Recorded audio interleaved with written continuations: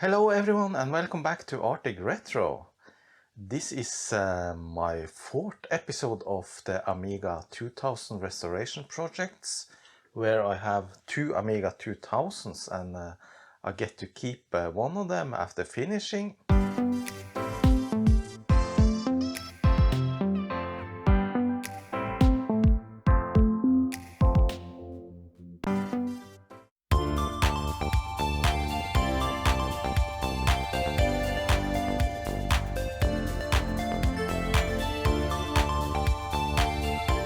So I left off last time with this machine and started to try and test the hard drive controller and the hard drive that came with it, but it didn't boot, so I just left it there. And in today's episode I'm gonna try to start testing the machine and using some modern replacements.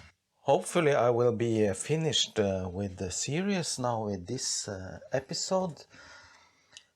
I'm gonna remove this hard drive controller and the hard drive. I don't need it, and yeah, I don't want to use time to figure out what's wrong. That can be a project of its own at a later time.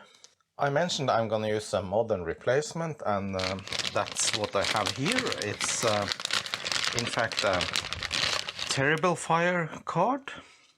I guess most of the Amiga fans already know this and have it in their machines, but it's quite new for me. It's a Terriblefire 534, and that is in fact an IDE controller and an accelerator and additional memory in one card. And I got this from amigastore.eu. With it I have an adapter for the Zorro slot. And I also got this compact flash to IDE adapter with a already made Amiga Forever Workbench 3.1 partition on it. The Terriblefire card comes with a Motorola 68030 CPU and 8 megabytes of RAM. Alright, let's install it, and the adapter goes into this expansion port here, and then the card goes into the adapter. So, and this one says back of A2000, so that probably means this side. So this should fit right into the socket. Now the next thing is to connect an IDE cable. Let's see if I can find one. It's been a while since I messed around with IDE cables. So there's a bit of a problem. I actually took out the card again, and thing is the IDE connector is a very narrow type. I don't have these connectors, and yeah, I have no way to connect the flash adapter, so I have to think about something. Bummer. I actually got a bunch of these regular IDE cables for 3.5-inch discs. However, this uses a 44 pin, much denser pins, and yeah, I don't have any adapter. Also, I looked through my collection of connectors. I don't have those, so that's a little bummer. However, I suddenly realized I took a look inside an Amiga 1200, and here you go. So I'm borrowing this from an Amiga 1200, and I already ordered the correct cables for usage in these two Amiga 2000s. It's not obvious what is pin 1 on this card, and yeah, but I think where the mark is perhaps pin 1, so I'm gambling on that.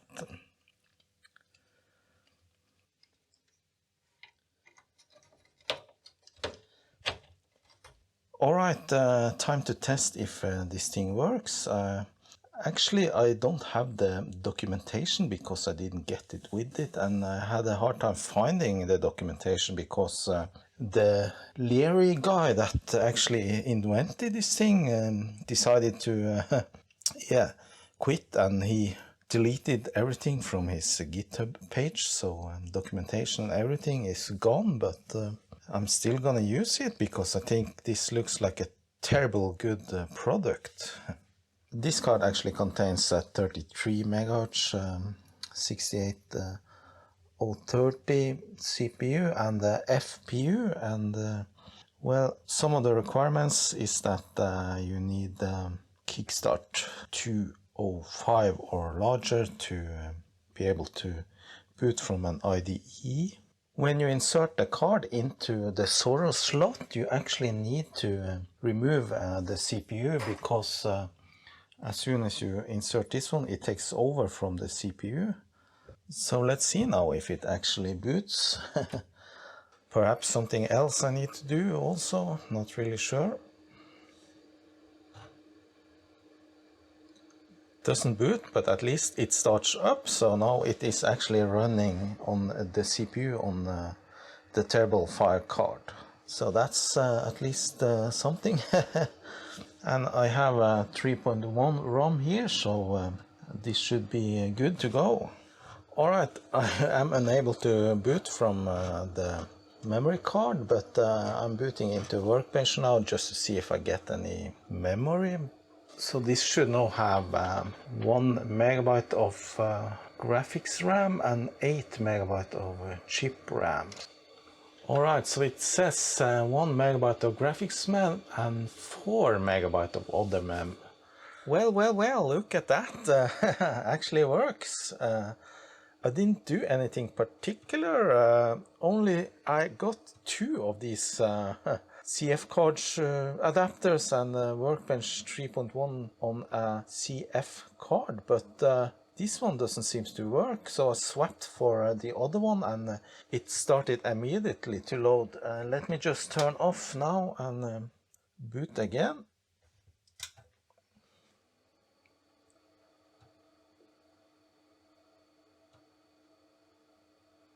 And it's lightning fast.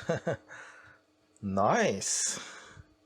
Anyway, I got the problem. I don't have a mouse that fits. I only got these Amiga 500 mouses that has a contact that is a little bit too high and doesn't fit through. So I need to find an adapter or make some adapter. So for now I can only use the keyboard to move the mouse pointer. So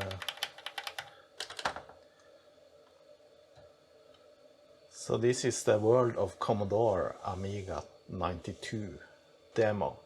I didn't hook up any sound, but obviously the machine is now working fine.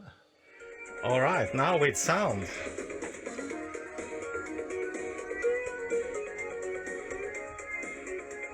Good old Amiga 2000 running modern demos, running on a modern solution.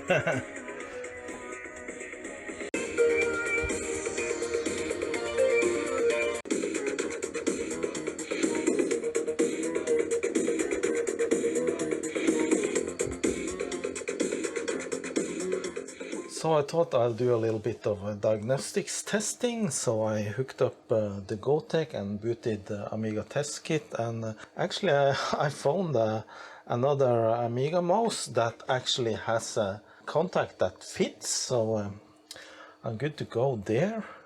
Before I continue, I just want to say I was mistaken. This card is only equipped with 4 megabytes of RAM and not 8 megabytes. I don't know why I thought it was 8, but it's only 4. So yeah, let's see what the memory test says.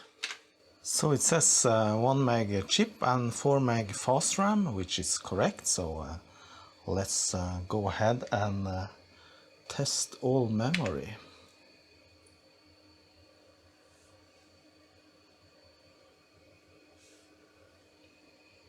Well, after a while the computer crashed, so maybe there is some issue with the chip memory. I just removed the Terriblefire card now just to test only the fast mem. So now it only has 1 megabyte chip. I meant the chip memory, I said fast.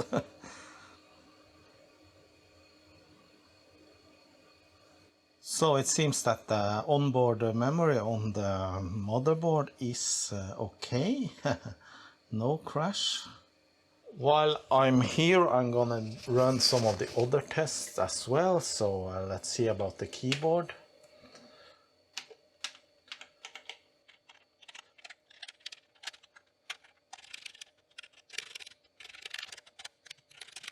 Keyboard is all fine, excellent. Then we have the audio.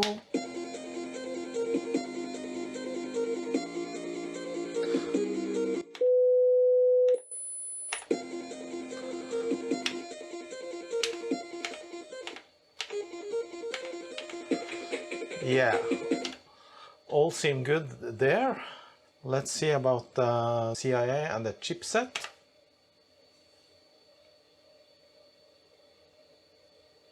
Couple of fails, some failures, not really sure why. Let's test the real-time clock, which I installed the battery for. I can try and set the date and time now and test that and see next time I boot if it keeps the time. So let's see, what year are we in? We are in 2021 April, and the day is, and the time now is 1907. F6 is video tests.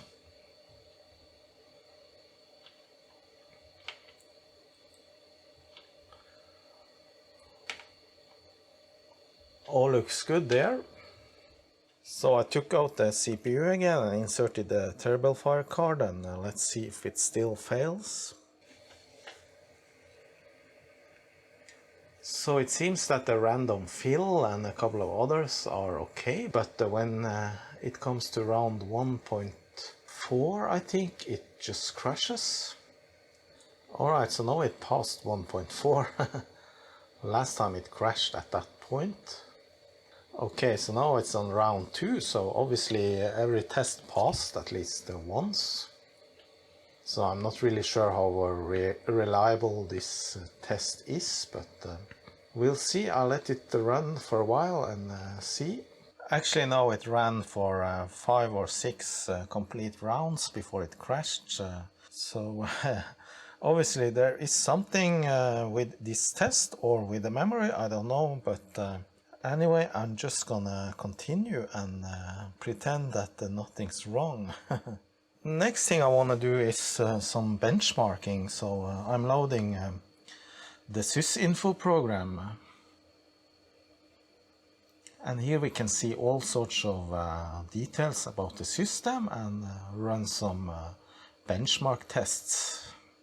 Let's take a look on the memory in this program. So this just lists the memory and the regions, and yeah, it still says 4 megabytes. And there's the 1 meg chip RAM. And then let's see about the speed.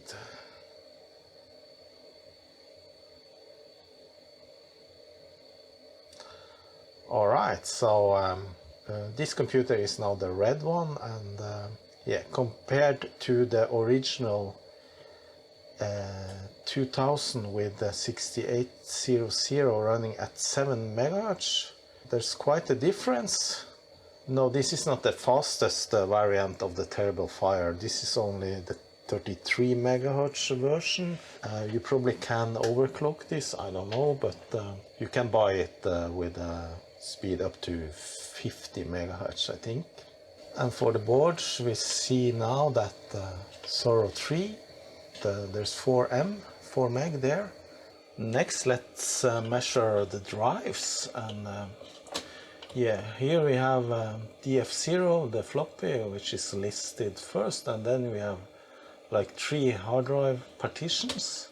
I want to measure the speed of the Gotek flash floppy.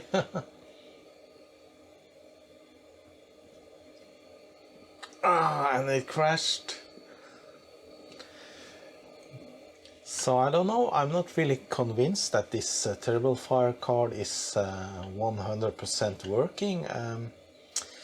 Yeah, well, it might be the motherboard, but actually when I bought the card, I bought 2 of those, and the fact is that this other card doesn't work at all. It goes straight into a yellow screen when I insert this one, and yeah, so I have to return this. Anyway, we see the different hard drive partitions, number of blocks. So just gonna measure the speed on this one, see if that concludes. Speed in bytes per second, 0, okay. Let's try this one. Crashed again. Well, that's enough with diagnostics testing and benchmarking. So now I have booted into the workbench from the CF card, and yeah, there's different things in here. I don't know what's on this drive that I bought that was pre-installed, but there's yeah, utilities and yeah, directory Opus. I remember from back in the day, you need Opus library to use directory Opus. Okay, well, seems to need to be installed. Actually, I had an Amiga 500 back in the day. That was around 1987, 89, and that was an unmodified one. I only had a 500k extra RAM, that was all, and I wasn't really into hardware and things like that at that time. I just used it for games and a little bit of programming. So actually this with the new Amiga versions of Workbench and everything that you can do, and all the different possibilities for modern extensions and things like that, it's a completely new world for me actually, and there's a lot of interesting things and a lot of things to learn. So when you are in Workbench, most things seems to work just fine. I haven't experienced any crash at all, but when you run diagnostics and memory tests and things like that, I actually see a lot of crashes. I don't know why, but maybe some of you guys have some insight in what might be wrong with memory tests and the other things that crash the machine. Okay, let's see now. The clock, where is the clock time? Okay, so time is kept, so the battery is working. Nice. It's a little bit off already. I think it's off by 2 minutes already. It's 7:43 now. Let's try this one, psychedelic.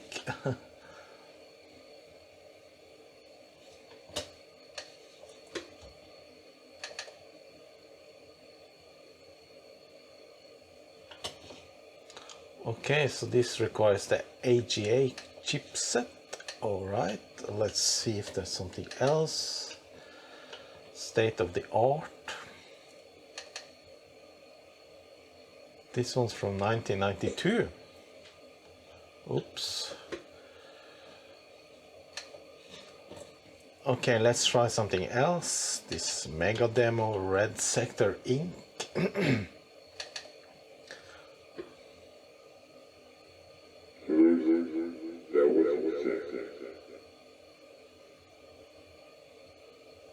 And now, the executive presents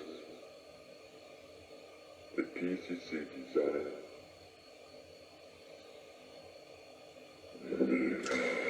This is exactly how I remember the Amiga demos.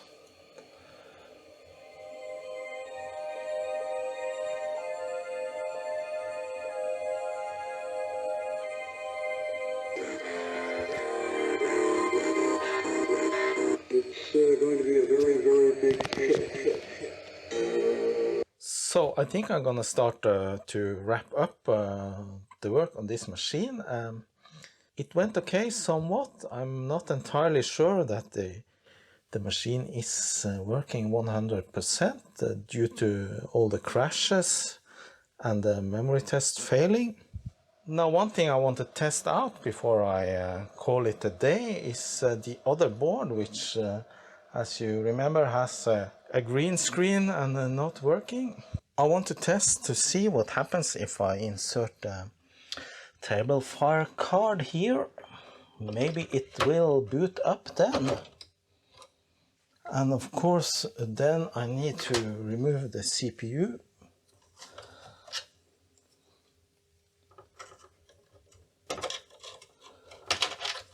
Turning on.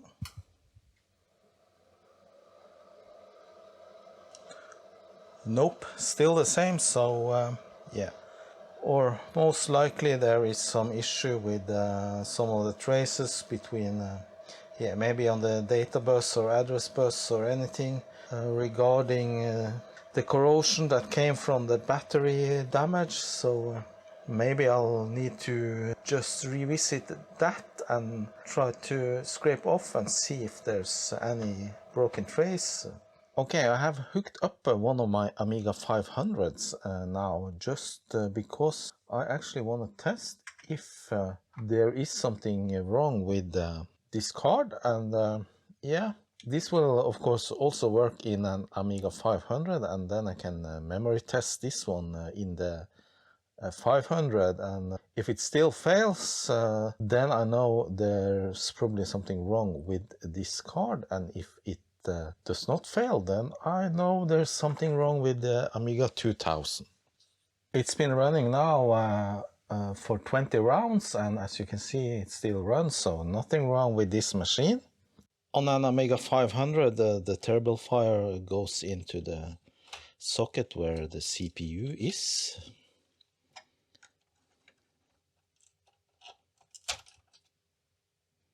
And it only fits one way, so I am pretty sure that it's this way.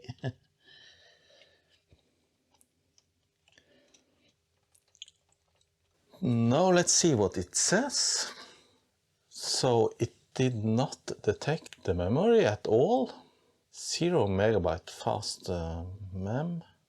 So why the RAM is not visible on the Amiga 500 is of course because this is Zorro 2 RAM, and that's not available on an Amiga 500, so you won't get any benefits from that. So I can't test the RAM on this machine obviously, but Turrican 2 is actually working, and it did not load on the Amiga 2000, so yeah, probably this Terriblefire card is just fine. Only the Amiga is, well, well, it crashed now. Strange. I wanted to do another test, so I switched out the Terriblefire card with the other one that was not working on the A2000, and as you can see, it is working in this machine, so that's strange. Same card. One is working in the A2000, the other one is not. Both works in the Amiga 500, so I guess I can't return this one because it is actually working. But it is crashing on this card too, so that's the same. Now I'm gonna test with the original CPU instead. On the original CPU it actually works, so that's kind of strange. Anyone has any idea why it doesn't work on the Terriblefire card?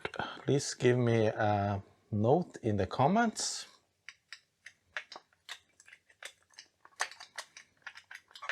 I'm terrible at this fire. Well, that was it, but actually while I'm at it, I want to test this Motorola 68010 CPU that I bought on eBay. I just want to check that it works. It came with a poor packaging, and yeah, most of the pins were bent, so I'm not sure if I can fit it. Well, it does work, so then I have a spare chip for Amiga or other machines. Alright, I think that's it for this Amiga 2000 restoration project. The machine is, well, kind of working. It will probably crash this demo any moment, but yeah, there you go. But at least it functions somewhat. I'm not able to figure out what's wrong with it right now. That has to be another project for later. The goal of this series was to restore two Amiga 2000. Both had a battery leakage and that's probably the main reasons that only one is working at all right now. So this machine will go back to Kjell-Ove KOJRO, and if you want to see more retro computer videos, you should visit his channel, KOJRO Retro Innovations. The other machine that's not working is the one that I will keep. That was the deal. I'll fix two machines and KOJRO will get the best of the two, and of course that's this one that is working. The other one I have to do more work on, so that will be material for a later time, but for now I'm gonna stop this series and call it a quits. So hope you enjoy this content, and if you want to see more, please subscribe to my channel and give me a like also. I appreciate it. And I want to say thanks to my Patreons that supports my channel. Thanks a lot. Alright, that was it. See you next time. Bye bye.